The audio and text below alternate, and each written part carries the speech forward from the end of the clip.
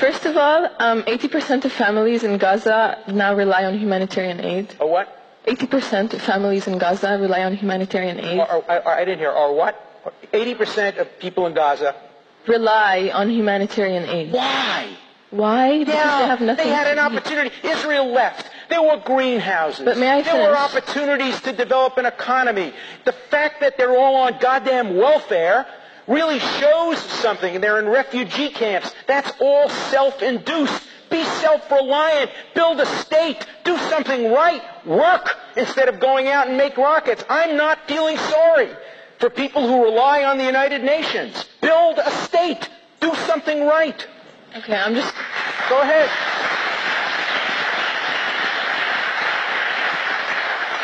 I'm going to move on to my question. Yeah. I'm going to move on to my question, if that's okay. Yeah. I'm a Palestinian citizen of Israel.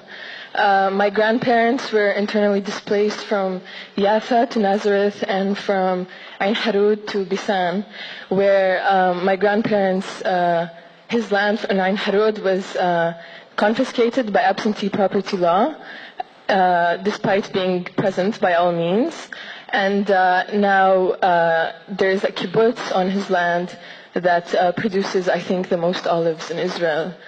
Now, I'm not the only one. 24% of Israeli citizens are not Jewish. And now, I cannot marry... Please ask your question. We're running out of time. Yeah, okay. What I'm trying to say is that Israel, by definition, and is not a democratic state. You have the right of return law that says that any Jew can return to Israel. You know, but I cannot marry somebody from Ramallah without... You know that the Palestinian Authority has a right to return law? Is the Palestinian Authority a racist state? Yeah, but my land is in Jerusalem. No. Put that aside. The Palestinian Authority has a law of return. China has a law of return. Germany has a law of return. If there's one country in the world that is entitled to have a law of return, it is certainly the one country in the world whose citizens were murdered, 6 million of them, because no state would accept them. Palestinians are today accepted in many parts of the world. Now, the claim about property is a reasonable claim. 800,000 Jews have similar claims in Yemen, in Iraq, in Egypt. Over 1 million Sudeten Germans have claims like that. Pakistanis, Bangladeshians and Indians have claims like that. Cypriots have claims like that. But in every other situation, the refugees have moved on. There is in life a statute of limitations. We're 50 years beyond 1940. We're 60 years beyond 1948. Get over it. Move on. Build yourself a state. Don't live in the past. Don't live in refugee camps. The Jews who survived the Holocaust got over it. They don't walk around with keys to their homes in Poland and in Lithuania and in Yemen. They live in the present and in the future. The time has come for the Palestinians to move on. Look, I'm not saying this, and I don't agree with what I'm going to say. But why don't I say that Jews move on from the Holocaust? They do. They do. They built a state. They won a woman won a Nobel Prize.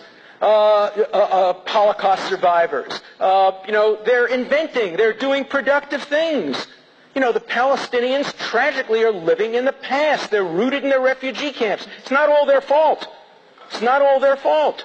Many of the other Arab states are using the Palestinians as pawns by keeping them in refugee camps instead of integrating them into the population. They're treating them as slaves. Palestinians have grievances, but the grievances are only partly against the Jewish people. And by the way, I didn't hear the Palestinian grievances between 1948 and 1967 when their land was taken away when they were occupied by the Jordanians and when their land was taken away when they were occupied by the Egyptians.